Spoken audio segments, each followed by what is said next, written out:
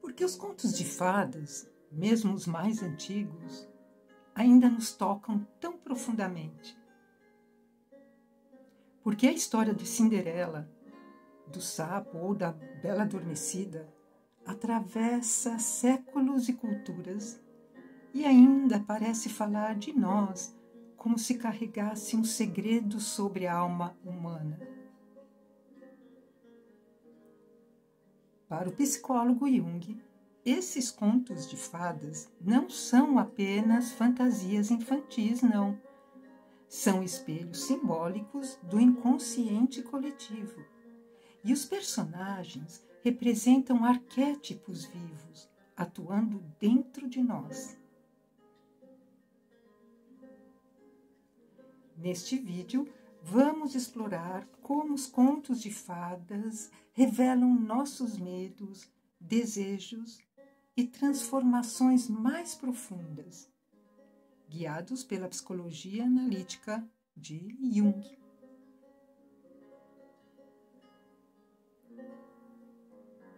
Para Jung, os contos de fadas são espelho do processo de integração com o seu eu superior, ou seja, com o processo de individuação, a luta do bem contra o mal, conduzindo-nos no caminho para nos tornar um ser humano completo.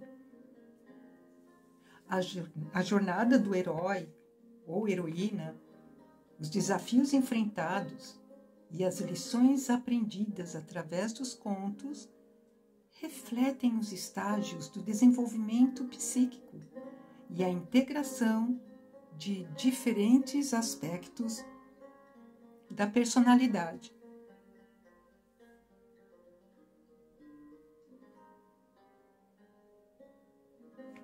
Os contos de fadas não devem ser interpretados literalmente, pois contêm símbolos. Através dos símbolos e imagens, eles oferecem um modelo para a vida, ajudando-nos a lidar com conflitos internos, medos e a compreender o processo de desenvolvimento psíquico chamado individuação.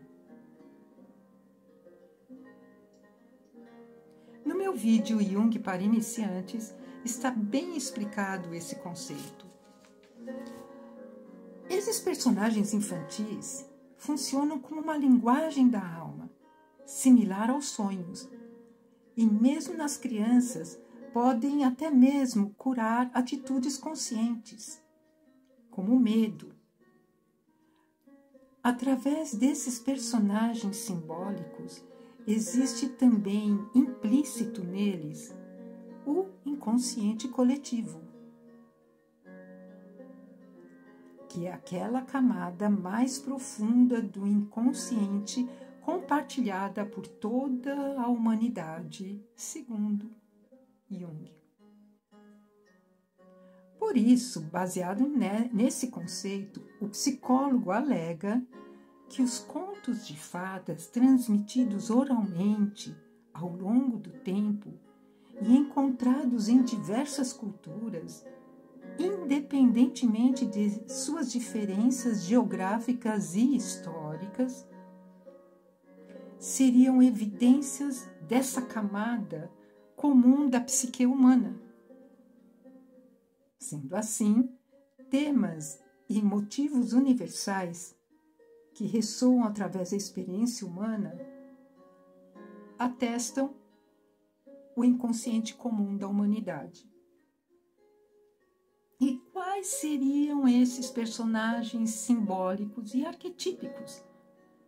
Os mais destacados são o herói ou heroína. Representa a busca por autoconhecimento e a superação de obstáculos. É a jornada de individuação. O personagem é geralmente jovem, corajoso, muitas vezes de origem humilde, mas com um destino glorioso. Embarca em uma jornada perigosa, supera desafios e, no final, alcança seu objetivo, que pode ser salvar um reino, derrotar um vilão ou mesmo encontrar o amor verdadeiro. Podemos citar como exemplos a Cinderela, João Pé de Feijão, o Príncipe Encantado, a Branca de Neve. Agora vamos falar sobre a sombra.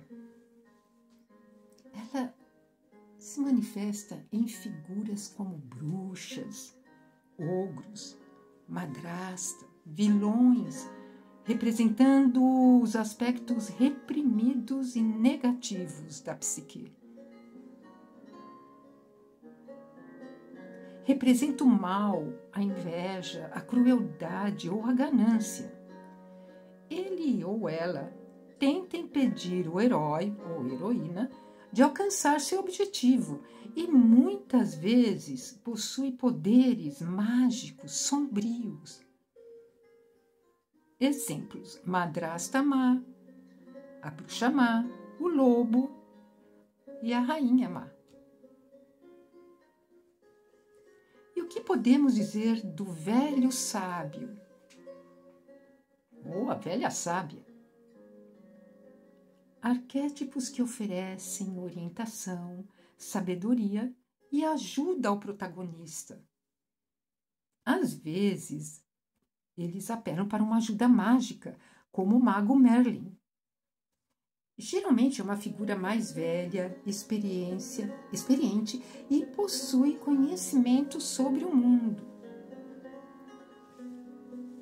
Os exemplos são a fada madrinha, a fada azul, também os contos do Rei Arthur, embora não sejam contos. E a donzela em apuros? O que dizer dela? Pode simbolizar a inocência, a pureza, ou um aspecto do feminino em busca de desenvolvimento. Uma personagem feminina que precisa ser resgatada ou salva de uma situação perigosa, geralmente por um herói. Embora o arquétipo possa parecer passivo, em algumas variações não é bem assim, como a Rapunzel, a Bela Adormecida e a Branca de Neve. Mas agora vamos falar sobre o trapaceiro, o trickster. E vamos nos deter um pouco mais nele, que é uma figura muito interessante. Ele é alguém que desafia as regras e a ordem estabelecida, muitas vezes para o bem, mas de forma não convencional. Podemos citar o gato de botas como exemplo. Ele não usa força física, mas a astúcia, a manipulação. Engana o ogro poderoso, convence o rei e sai vencedor.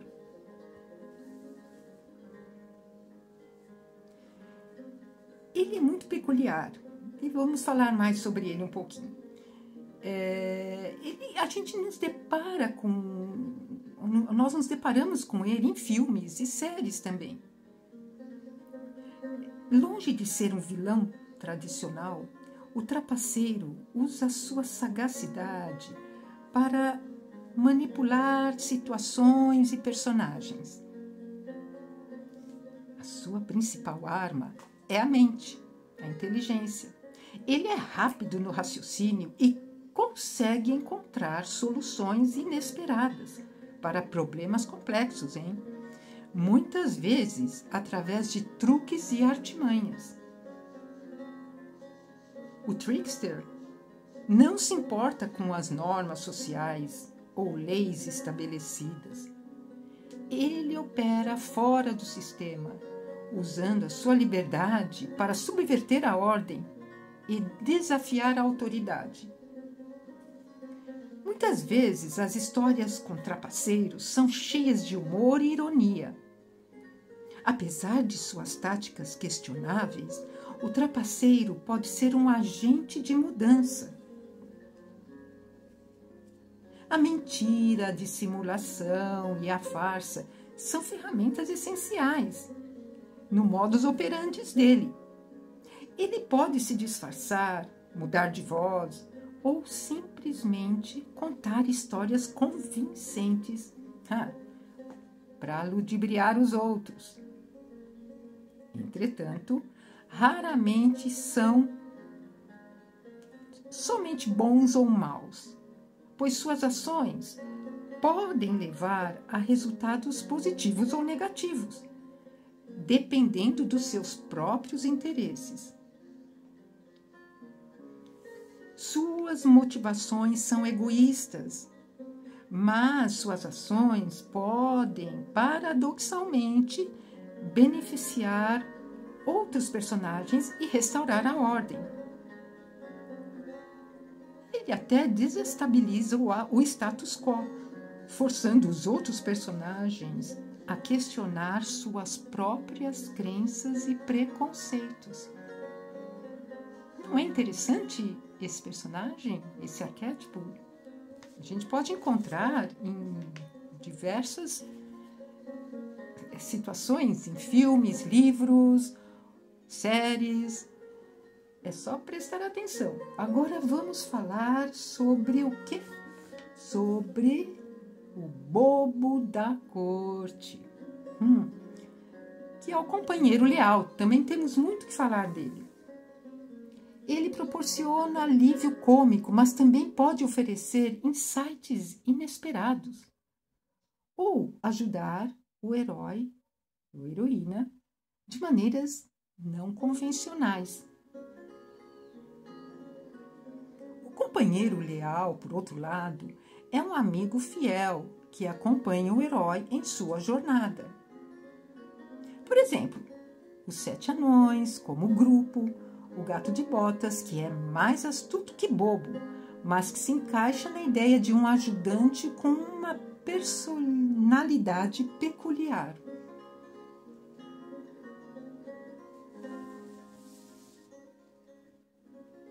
Assim como o trapaceiro, o bobo da corte é uma figura fascinante. Longe de ser apenas um mero palhaço, ele é um personagem de inteligência aguçada, observação perspicaz e uma liberdade única para expressar verdades que ninguém mais ousaria.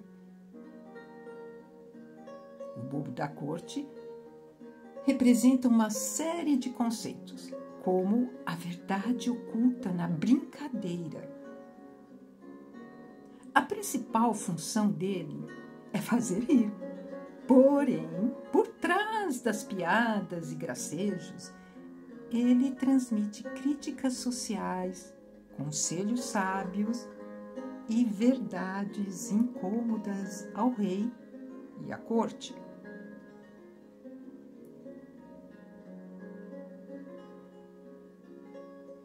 Sua posição protegida dava a ele liberdade para falar abertamente, sem as consequências que outros teriam. Como na famosa história As Novas Roupas do Imperador, ele é o único que pode dizer ao rei que o rei está nu. Mas de bobo ele não tem nada, pois a sua loucura ou ingenuidade é só uma fachada que lhe permite revelar a hipocrisia dos poderosos.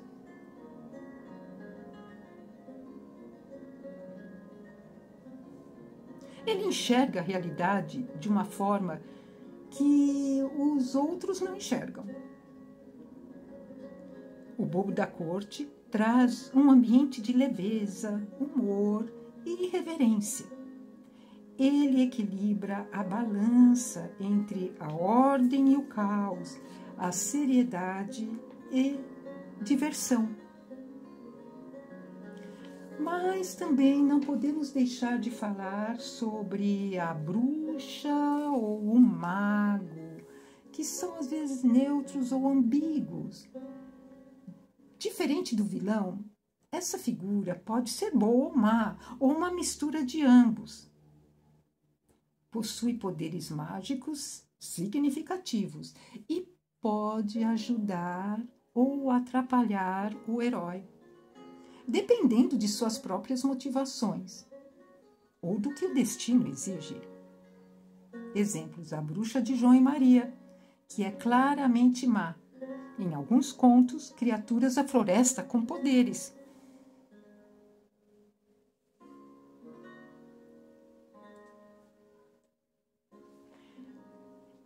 Conforme disse Jung, abre aspas, os contos de fadas são as exposições mais puras e simples dos processos psíquicos do inconsciente coletivo. Fecho aspas. Ao reconhecer esses padrões atemporais em nós, abrimos-nos à possibilidade de transformação.